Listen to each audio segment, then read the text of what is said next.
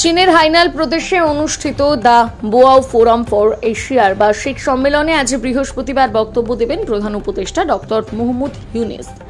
সম্মেলনটি উদ্বোধনী অধিবেশনে স্থানীয় সময় সকাল 11:30টায় প্রধান উপদেষ্টার বক্তব্য দেওয়ার কথা রয়েছে।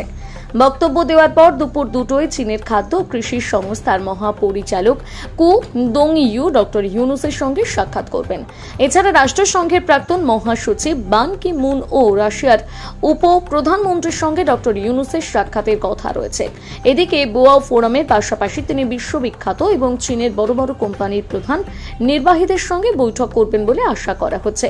শুক্রবার বেইজিং এর অধ্যাপক ইউনুস ও চীনের প্রেসিডেন্ট শি জিনপিং এর মধ্যে প্রথম দ্বিপাক্ষিক বৈঠক অনুষ্ঠিত হবে। সেই বৈঠকে দ্বিপাক্ষিক স্বার্থ সংশ্লিষ্ট বিষয়গুলো নিয়ে আলোচনা হবে।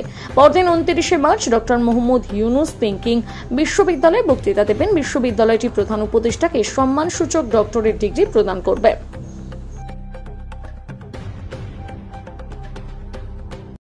অনেক বিষয়ে চায়না আমাদের ডেভেলপমেন্ট পার্টনার, আমরা চাই চায়নার সাথে আমাদের সম্পর্কটা আরো নতুন উচ্চতায় উঠুক।